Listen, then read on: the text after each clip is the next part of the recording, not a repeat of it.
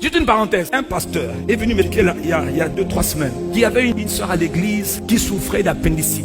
Il dit, pasteur, elle souffrait d'appendicite, elle était très ailée. J'ai prié pour elle afin qu'elle soit guérie de l'appendicite. J'étais à l'hôpital, j'ai prié pour elle. Et quelque temps après avoir prié pour elle, je me rends compte que je rêve, je la vois dans mes songes. Je me rends compte que je la désire.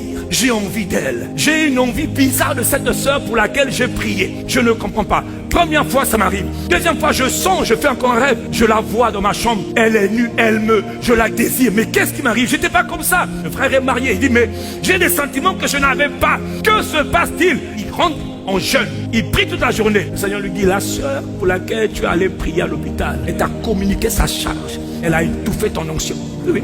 Ah, c'est un frère qui est un jeune très prophétique. Ouais. Mais là, il a manqué de sensibilité.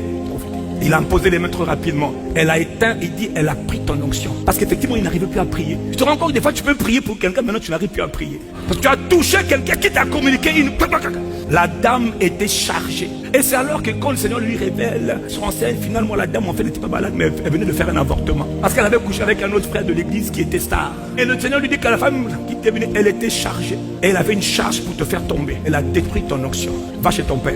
Il faut que tu te recharges. Il est revenu à Brazzaville, priez pour lui. Il a été rechargé. Il est reparti. Oui, non, juste pour vous dire que de tous vous qui aimez beaucoup imposer les mains là. Il y a des gens sur qui tu as posé la main, ils sont chargés, mais la charge est supérieure à la tienne. Hein? Un autre frère, un prophète, lui aussi même expérience. Il a prié pour une sœur. Et il a commencé à rêver de cette sœur. Il dit, c'est bizarre, j'ai touché quelqu'un. Maintenant, c'est comme si toutes les femmes, je vois les seins, je vois les fesses. Je me sens attiré. N'eût été la crainte de Dieu. Voilà comment beaucoup de frères tombent, sans faire exprès de tomber. Juste parce qu'il a imposé les mains à une personne qui était chargée. Je parle à quelqu'un. Je suis en train de te dire juste que Satan peut utiliser toutes sortes d'artifices pour te détourner de la volonté de Dieu. Et que si eux là, ces deux là, ils ne craignaient pas Dieu, ils allaient tomber. Mais physiquement, hein. Or là, il était oppressé. Vous qui aimez beaucoup les accolades là, comme à l'église tout le monde fait les accolades. Oh bonjour mon frère. Est-ce que tu sais que parfois les accolades sont une source de... Mais c'est l'imposition des mains.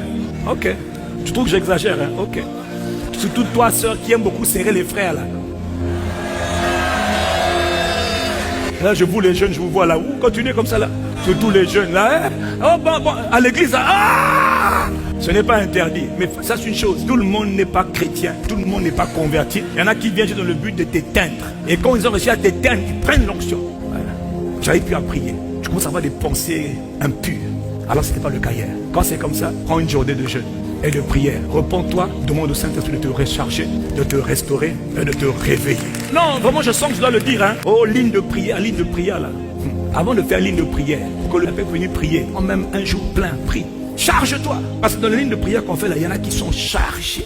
Diaboliquement chargés, maléfiquement chargés. Une seule poignée de main peut te communiquer un esprit. C'est tout aussi qui aime les cadeaux. L'ennemi invisible utilise beaucoup d'artifices dans le but de te neutraliser, de tuer ton zèle, éteindre le feu et te détourner de la volonté de Dieu. Que Dieu nous aide. Pierre passe, son nombre guérit les malades. En parenthèse, c'est un principe spirituel qui est vrai pour Pierre qui transporte l'onction et aussi vrai pour un agent de Satan dont l'ombre peut contaminer les gens. Il y a des gens qui sont serviteurs de Satan, tellement chargés, on appelle ça transporteur de charge. Hein? Il y a des agents du diable, des sorciers, des agents occultes. Quand ils passent, dès qu'ils passent, son ombre est en train de pervertir les gens. Ouais. Et le jour où il tombe sur un autre, il est loin du Saint-Esprit, lui aussi passe. Nous sommes dans un monde en guerre.